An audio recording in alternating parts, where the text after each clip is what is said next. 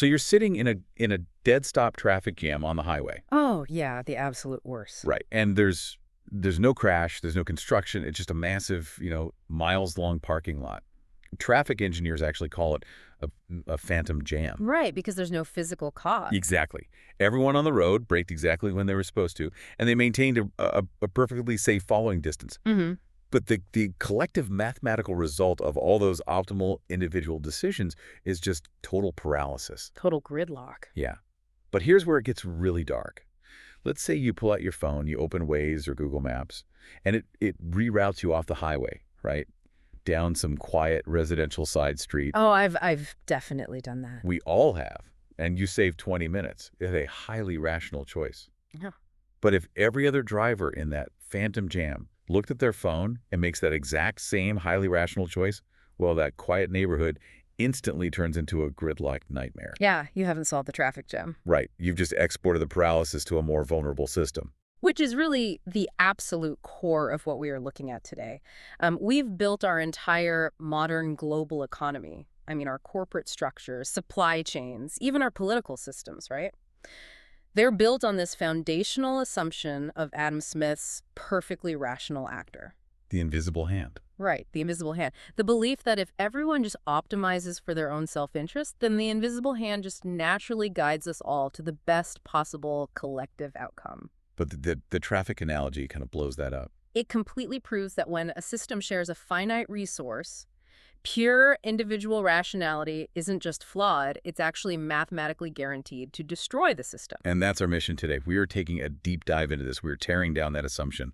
For the learner out there who wants to know why perfectly rational, highly intelligent people continually make decisions that just add up to collective disasters. From toxic office politics to the collapse of global ecosystems. Exactly.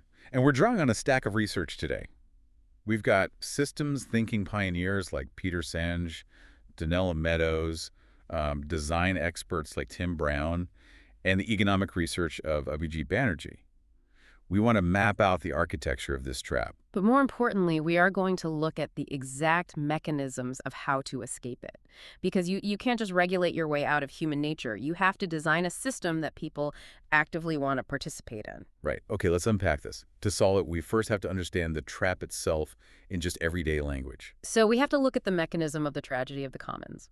The ecologist Garrett Hardin famously outlined this in 1968, and it really remains the ultimate counterargument to Adam Smith. Right, so Hardin asked us to picture a shared resource. Yeah, a pasture, open to all the herdsmen in a village. And the rule of the commons is simple. The resource is shared, but the profits are kept individually. Okay, so if I'm a herdsman, I do the math, right? If I add one extra cow to my herd, I get all the milk, all the meat, all the profit from that one cow. Your personal utility goes up by +1. +1. Yeah. But that cow is also eating the shared grass and trampling the shared soil. Right. So there is a cost. But the trick is, that cost isn't borne entirely by me.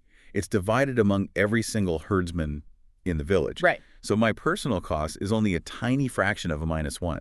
Mathematically, I mean, I would be an idiot not to add another cow. And what's fascinating here is that every other herdsman is looking at that exact same equation. So they all add a cow. They all add a cow. Yeah. And then another, and another. Because at every single step, the local individual math says grow.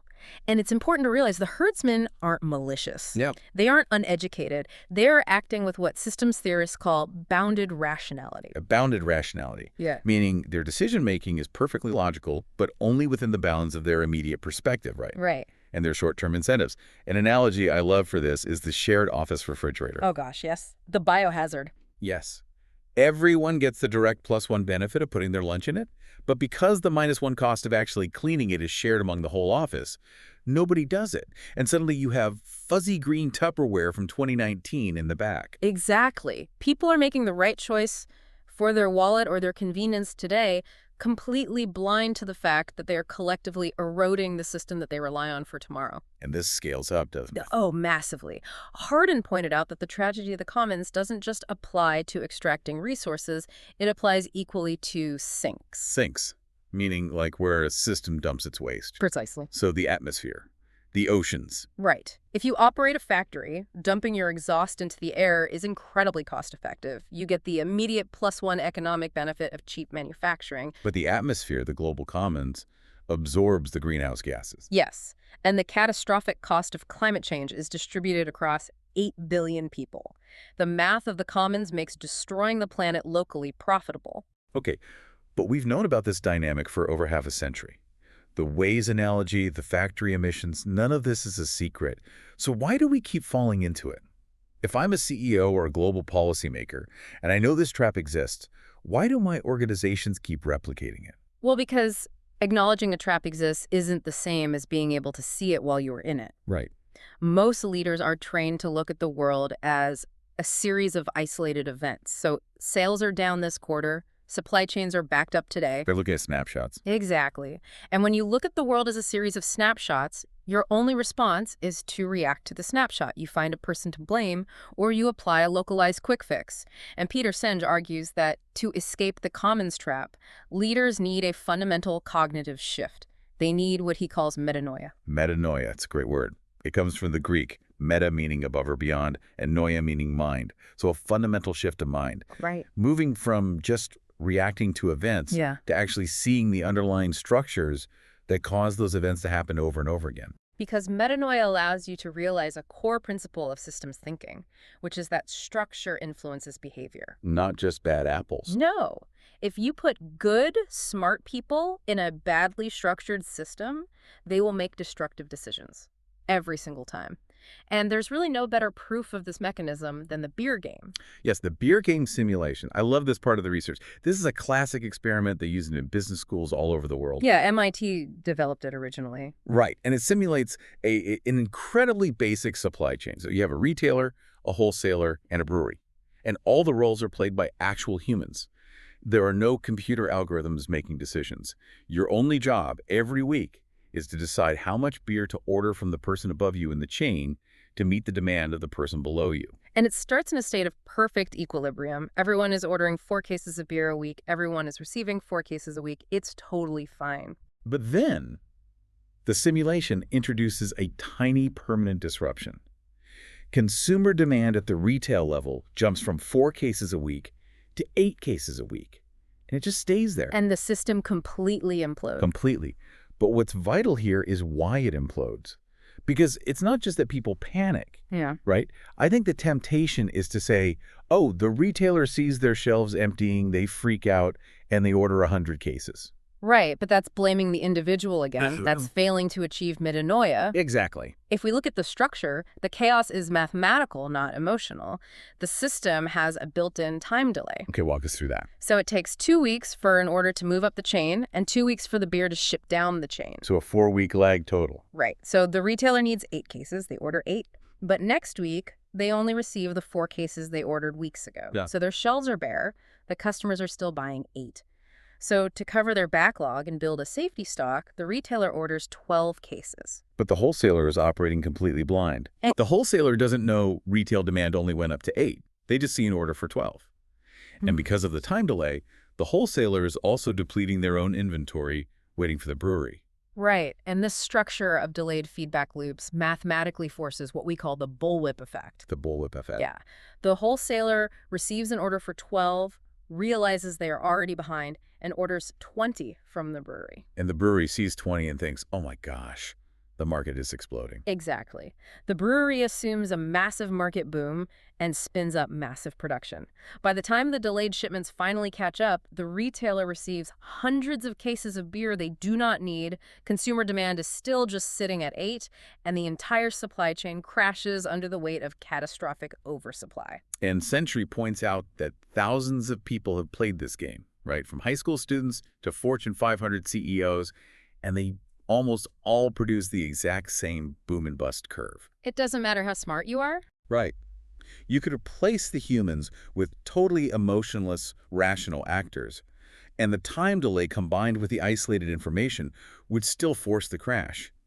Metanoia is realizing that you can't just fire the inventory manager for panicking. No, you have to change the game. You have to shorten the feedback loop or share the consumer data across the entire chain so everyone sees the real numbers. And this shift from adaptive learning, which is just surviving the inventory crisis, to generative learning, which is redesigning the communication architecture of the supply chain itself, that is the only way out. But I've got to ask, isn't it just human nature to be greedy? Like, can a shift of mind really change human nature? If people are fundamentally selfish, can we really design our way out of this? That's a great question. And to really understand how rigid these systemic traps can be and why escaping them is so difficult in the real world, we need to leave the corporate simulation. We need to look at people living at the extreme edges of the human economy. Which brings us to the research in poor economics by Abhijit Banerjee and Esther Duflo, specifically their observations in the informal markets of Chennai, India. Yeah, if we want to talk about bounded rationality, this is where it gets incredibly stark. Yes. In Chennai, fruit and vegetable vendors have to buy their inventory every single morning. But they don't have the capital. So they borrow money from local wholesalers at dawn, they buy the fruit, they sell it throughout the day, and then they pay the loan back at sunset. And the mechanism of that daily loan is brutal. The interest rate is 4.69%, not per year, per day. Wait, per day? 4.69% per day. Here's where it gets really interesting, because researchers looked at this and realized something astonishing about the math. If a vendor could just save a microscopic amount of money and reinvest it, they could break the cycle completely. Right. We are talking about the cost of 2 cups of tea a day, 5 rupees. 5 rupees. If a vendor skipped 2 cups of tea and used that 5 rupees to buy their own stock the next morning instead of borrowing it, the compound interest would instantly start working in their favor. In just 30 days, they would cut their borrowing in half. In 90 days, they would be completely self-sufficient and debt-free. 90 days of sipping 2 cups of tea to achieve total financial liberation, and yet almost none of them do it. Okay, so this is where I was pushing back earlier. If the math is that obvious and the payoff is that massive, why don't they just skip the tea? Is it a lack of financial literacy? Are they just mathematically irrational?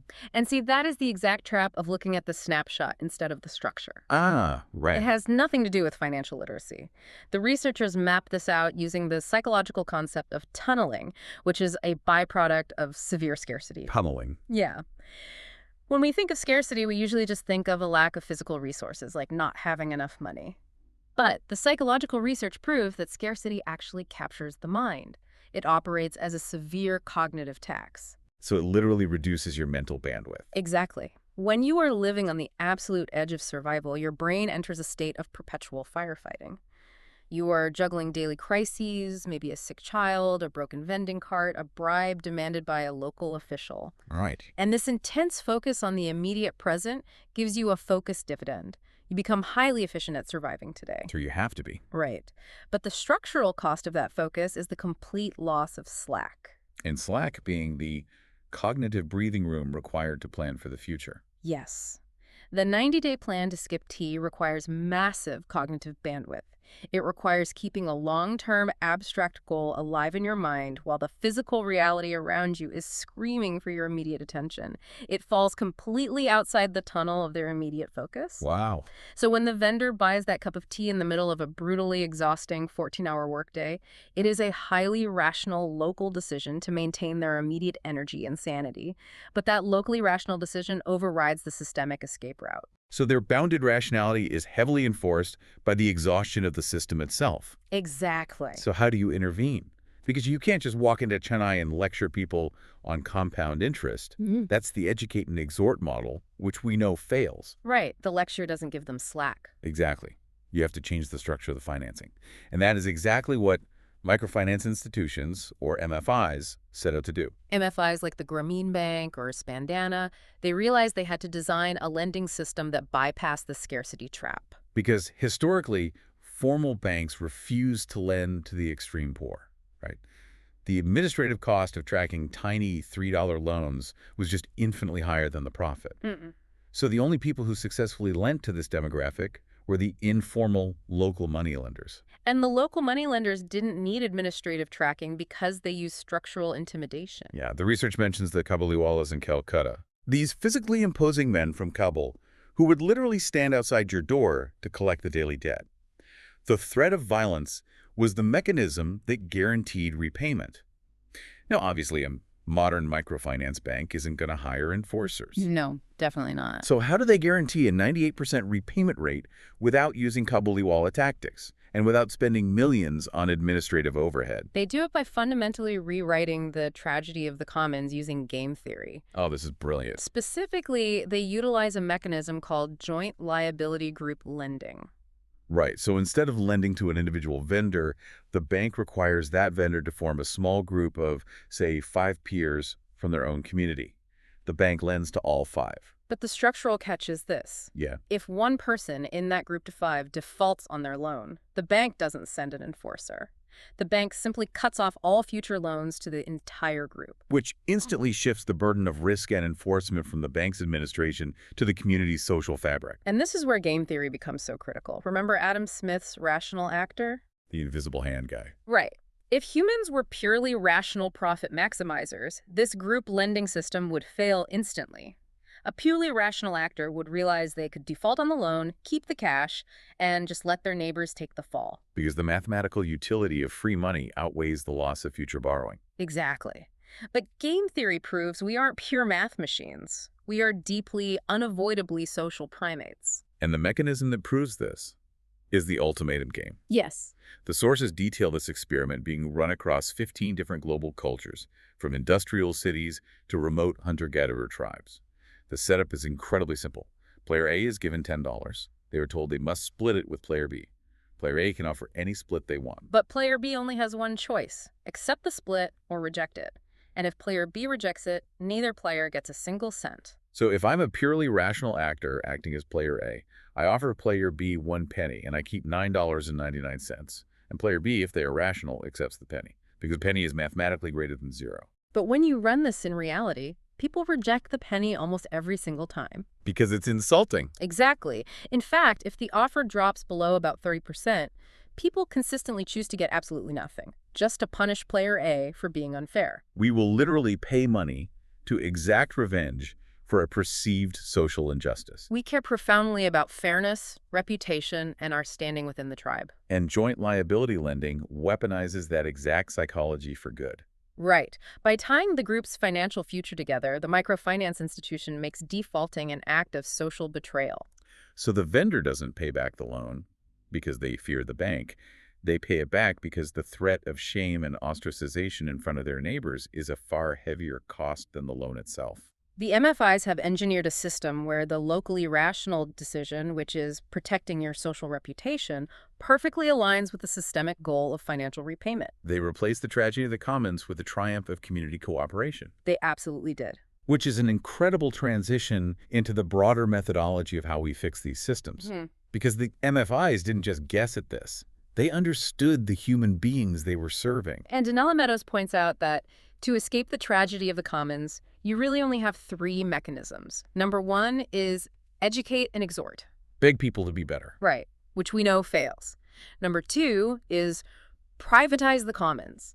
Put a fence around the pasture so everyone feels the direct pain of their own overuse. But you can't put a fence around the ocean or the atmosphere or a shared corporate IT department. Exactly. Which leaves only the 3rd mechanism, regulation.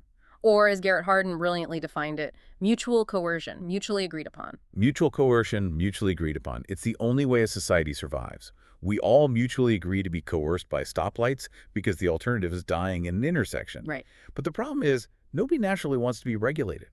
When you are dealing with complex systems, how do you actually design mutual coercion that people will agree to? Well, you have to abandon the traditional technocentric approach to problem solving and adopt design thinking. Tim Brown's work on this is foundational. Right. Traditionally, when a system is broken, we put a bunch of engineers in a room, they look at the data, they build a perfectly optimized, highly complex rule set, and then they release it. And when humans inevitably ignore the rules or find workarounds, the engineers get frustrated and say, well, the users are using it wrong. Yeah, they blame the bounded rationality of the user instead of their own structural design. So instead of building a complex system and yelling at people to read the manual, design thinking asks us to observe people's thoughtless acts and design a system that works with their humanity. Exactly. Design thinking flips that completely. It argues that you cannot design an escape hatch from a laboratory. You have to start with deep, immersive empathy. You have to map the actual flawed human behavior first and build the structure around it. And the research highlights a perfect example of this mechanism in action. The design firm IDEO was tasked with improving the patient experience in a hospital emergency room. Now, if they had taken the technocentric approach, they would have looked at spreadsheets of patient flow, talked to the hospital administrators, and probably designed a more efficient software triage system. Because if you just look at the data, The ER is actually highly optimized. It is a system perfectly structured for the administrative efficiency of the medical staff. But IDEO didn't look at spreadsheets. One of their designers, Christian Simsarian, faked a foot injury and checked himself into the ER with a hidden camera. Wow. He literally went undercover to experience the system through the bounded rationality of the patient. And the reality he captured was terrifying. He spent hours lying flat on his back on a gurney, staring at acoustic ceiling tiles. Just waiting. Just waiting. He was abruptly wheeled through double doors by staff members who never introduced themselves or explained where he was going. He experienced the crushing, isolating anxiety of being in pain, completely uninformed about his status, while surrounded by the chaotic noise of a trauma center. And when the hospital administrators and the design team watched that hidden camera footage, they experienced profound metanoia. They instantly realized that the inefficiencies patients complained about weren't medical, they were emotional. Right. The system was designed to treat bodies as efficiently as possible, completely ignoring the psychological terror of the human inside the body. So they didn't redesign the medical procedures, they redesigned the communication architecture. Exactly. They created systems to constantly update the patient, to introduce the staff, to give the patient a sense of agency and visibility. They designed mutual coercion that worked with human anxiety rather than ignoring it. If we connect this to the bigger picture, another powerful mechanism of design thinking is learning to observe what Tim Brown calls thoughtless acts. Those are the workarounds people invent when a system doesn't fit their needs. And sometimes you have to observe the people who are entirely locked out of the system. Yes, the Shimano example. This is a masterclass in structural observation. Shimano makes high-end bicycle components. Sales in the U.S. market were flattening out. Right, and the standard corporate reaction, the adaptive learning response, would be to run focus groups with current cyclists and ask them, how can we make our gears 5% lighter or 10% faster? But design thinking dictates that if you want to grow the commons, you don't ask the people who are already successfully navigating it, you ask the people who refuse to enter it. Shimano went out and studied the 90% of American adults who don't ride bikes. And what they discovered was a massive structural barrier to entry. They found that most adults had deeply joyful, nostalgic memories of riding bikes as kids. But as adults, the bicycle industry had become terrifying to them. Oh yeah, they hated walking into specialty bike shops where everyone was dressed in Lycra and spoke in technical jargon. I mean, it is intimidating. It is. They were intimidated by bicycles with 24 gears, carbon fiber frames, and complex maintenance requirements. The system had optimized itself for the elite, leaving everyone else behind. So Shimano didn't try to educate the public on how to use complex gears. They didn't exhort them to exercise more. They radically redesigned the product to match the emotional state of the non-user. They created the coasting bike category. They stripped the bikes down to their absolute essence. Yeah, they hid all the brake cables inside the frame so they didn't look messy. They put big, comfortable seats on them. And most importantly, they removed the hand brakes and the complex shifters. To brake, you just pedaled backward, exactly like you did when you were a kid on a BMX bike. They designed entirely for joy, simplicity, and nostalgia. It's brilliant. And when you combine the behavioral mechanisms of game theory, understanding our need for social cohesion and fairness, with the empathetic observation of design thinking, you finally have a blueprint for saving the commons. You stop building rigid, complex systems that demand humans act like rational robots. Right. And you start building empathetic structures that trick our own bounded rationality into cooperating for the long term. But this entire architecture relies on the people at the top actually understanding it. Which brings us to the most dangerous point in the system. What happens when the CEO or the Prime Minister or the global regulator lacks metanoia? What happens when the leader is trapped in their own bounded rationality? Well, they commit the ultimate systemic error, suboptimization. Suboptimization. Yeah. Suboptimization occurs when a subsystem's goals are allowed to dominate at the expense of the total system's health. Oh, okay, let's break down the mechanics of that, because the sources give a very common, very toxic corporate example. Imagine a large company with several decentralized, independent divisions. To save overhead costs, the CEO mandates that all these divisions must share a common resource. Maybe it's a centralized IT department, or a shared sales force, or a secretarial pool. They have just artificially created a pasture, a shared commons. Exactly. And the tragedy of the commons immediately plays out inside the office building. Each division manager's bonus is tied to their own division's success. That is their local incentive. So if you are a manager and you need a project completed by the shared IT department, your locally rational decision is to mark your request as high priority. Because if you don't, another manager will. Right. And as soon as one manager starts stamping everything urgent, the other managers realize they have to do the exact same thing just to maintain their baseline level of service. And suddenly, every single ticket hitting the IT department is marked urgent. The prioritization system collapses entirely. The shared staff becomes completely overwhelmed. They lose their cognitive slack, just like the vendors in Chennai. They start tunneling. Exactly. Firefighting whatever is screaming the loudest. The quality of work plummets, employee burnout skyrockets, and the entire corporation suffers a massive loss in productivity. Now, a CEO who lacks metanoia will look at this disaster and blame the individuals. Because they're looking at the snapshot. Exactly. They will look at the IT department and say, you guys are inefficient, work harder. Or they will look at the managers and say, stop abusing the system. They will apply pressure to the snapshot. But a systems-thinking CEO realizes that the commons, the mental bandwidth and morale of the shared staff is being strip-mined by the incentive structure they themselves created. Another structural trap leaders fall into is the success to the successful loop. This is the Monopoly board effect. Oh, this one is huge. Right. If you play Monopoly, you know that whoever gets the first hotel doesn't win because they are a better player. They win because the structure of the game allows them to extract rent, which gives them more capital to buy more hotels, which extracts more rent. It is a compounding, reinforcing feedback loop. And in a corporate setting, this happens constantly with resource allocation.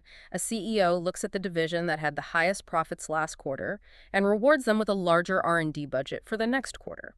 The divisions that struggled get their budgets cut. Which seems like rational meritocracy. Reward the winners. Locally, yes. Systemically, it is suicide. Because by continually starving the struggling divisions, the CEO is systematically eliminating internal diversity.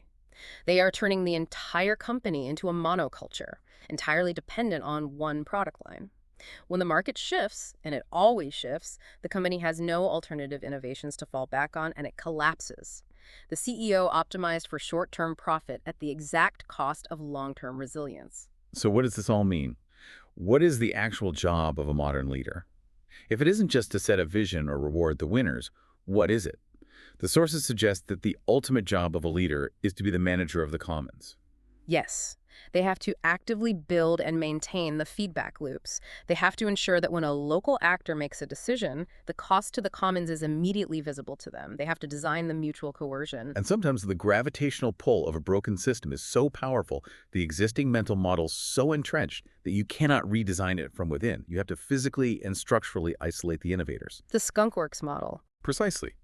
This is why, in the early 1980s, when Apple needed to invent the Macintosh, Steve Jobs didn't put the team in the middle of the main Apple campus. Right, because the main campus was entirely consumed with the day-to-day firefighting of selling the Apple II. Their bounded rationality was entirely focused on the present. Jobs took the Macintosh team and physically moved them to a separate building. He hoisted a pirate flag over it. He had to sever their connection to the existing structural incentives, so they had the cognitive slack to design a completely new paradigm. You have to break the system to save the system. We have covered an immense amount of architectural territory today. We started by mapping the tragedy of the commons, proving that perfectly logical, locally rational decisions are mathematically guaranteed to destroy shared resources. We looked at metanoia, the vital shift in mindset required to stop reacting to individual events and start seeing the underlying structural feedback loops, like we saw in the beer game. We then looked at how extreme scarcity forces bounded rationality through tunneling, and how microfinance institutions use the behavioral realities of game theory and joint liability to engineer cooperation. And finally, we saw how design thinking, building systems based on profound empathy and observation rather than rigid technocratic rules, is the only way to create mutual coercion that people will actually agree to, assuming our leaders can avoid the trap of suboptimization. It's a blueprint for systemic survival, but there is a very sobering reality check embedded in Peter Senge's work regarding all of this. He writes, quite simply, nature bats last. Nature bats last. We can engineer all the joint liability groups, coasting bikes, and corporate skunkworks we want.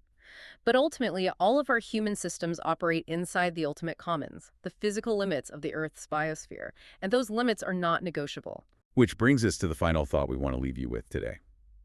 Right now, Our entire global economic paradigm, the rules of the game we're all currently playing, is predicated on the assumption of infinite, uninterrupted growth. But our ultimate shared resource is Spaceship Earth, a definitively finite pasture. Exactly. What happens when the underlying math of our economy demands that we keep adding cows, but we have completely run out of new planets to prototype on? Are we going to stubbornly optimize for the short term and wait for nature to enforce its own brutal, catastrophic version of mutual coercion? Or are we going to use our unique capacity for metanoia and empathetic design to rewrite the rules of the game before the clock runs out? Designing that transition isn't just a corporate strategy. It is the ultimate evolutionary test for our species. It is the only test that matters.